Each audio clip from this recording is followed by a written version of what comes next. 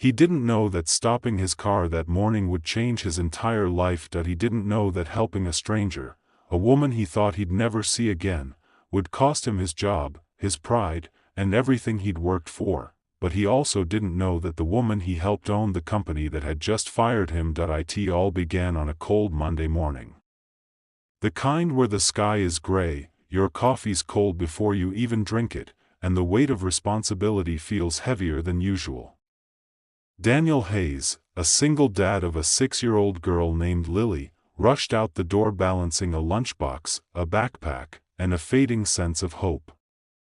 Being a single father wasn't something he ever planned, but after his wife passed away 2 years ago, Lily became his entire reason to keep moving. His morning routine was a battlefield: getting Lily ready, feeding her breakfast, braiding her hair, terribly, but she smiled anyway, and making sure she didn't forget her favorite stuffed bunny, Mr. Flop. Then came the hardest part, dropping her off at school with a smile even though inside, he was drowning in exhaustion. Daniel worked as a logistics coordinator at a large corporation downtown. It wasn't glamorous, but it paid the bills, and he was proud of that. He was always punctual, always dependable, until that one morning. As he was driving to work, already running 5 minutes late after Lily forgot her lunchbox, he saw a car pulled over by the side of the road. Smoke curled from under the hood. Beside it stood a woman in a cream-colored coat, visibly pregnant and panicking as she tried to wave someone down. Cars sped by, ignoring her. Daniel hesitated for a moment. He couldn't afford to be late. Not today. His boss, Mr. Clark, had already warned him last week that another tardy would reflect poorly on his record, but then he looked at her again.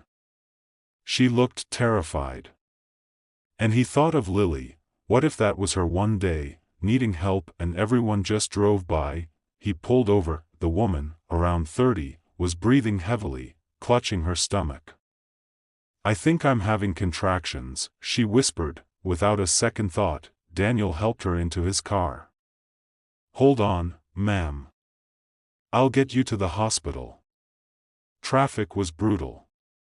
Every red light felt like a lifetime. She gripped his arm, tears in her eyes. "Please, just hurry. My husband's out of town. I don't have anyone else." He tried to calm her, reassuring her with the same voice he used to comfort Lily when she woke up from nightmares. "You're okay.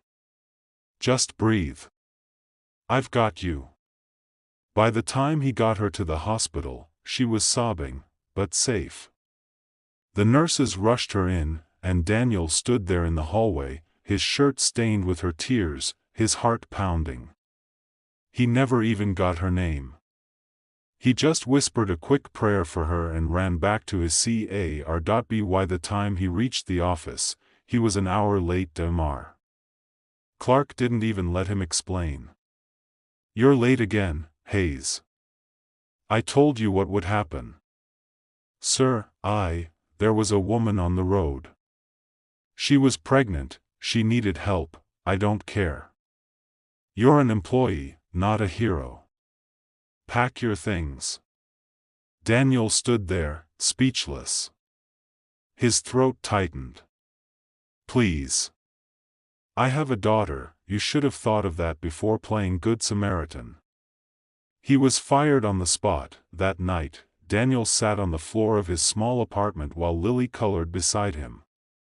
He stared at the eviction notice already taped to the door and wondered how he'd tell her that he didn't know what came next. When Lily noticed his silence, she climbed onto his lap and placed her small hand on his cheek. "Daddy, did you have a bad day?" He smiled weakly. "Just a tough one, baby. Mommy used to say tough days make strong hearts," she whispered. Daniel hugged her tight, tears burning behind his eyes. He promised himself he wouldn't give up, not when she needed him the most. 3 weeks later, Daniel sat in a cheap cafe downtown, scanning job listings on his cracked phone. The waitress refilled his coffee with pity in her eyes. He was behind on rent, his car barely ran, and the world felt like it had closed its doors on him. Then, out of nowhere, a well-dressed man approached his table. "Mr. Hayes?" Daniel looked up warily. "Yeah. The CEO of Arcadia Logistics would like to meet with you." She said, "It's urgent." Daniel frowned. "Arcadia? That's the company that fired me." "Yes, sir." She insists. Confused and anxious, Daniel followed him to the gleaming office building downtown. The receptionist greeted him with surprising warmth and ushered him into a large conference room. Moments later, the door opened, and in walked the pregnant woman from the side of the road. Daniel's eyes widened. "You," she smiled, her eyes full of recognition. "You saved me that day. My name is Emily Carter." She paused before adding softly, "Emily Carter, CEO of Arcadia Logistics." "The world seemed to stop spinning. I tried to find you," she continued. "You left before I could even thank you. I delivered a healthy baby girl that night, because of you." Her voice trembled with emotion. "Then I learned you were fired the same morning. For being late after saving me." Daniel didn't know what to say. "I didn't do it for thanks, ma'am. You needed help." She smiled. "That's exactly why you deserve more than thanks." Emily turned to the HR manager standing nearby. "Effective immediately, Daniel Hayes is reinstated and promoted.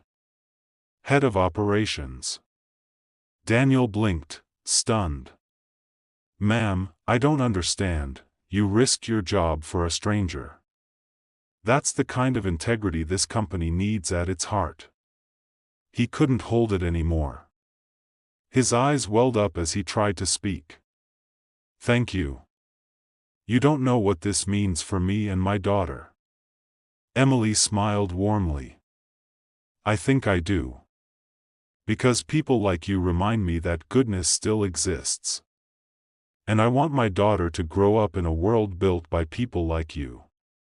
Months passed. Daniel flourished in his new role.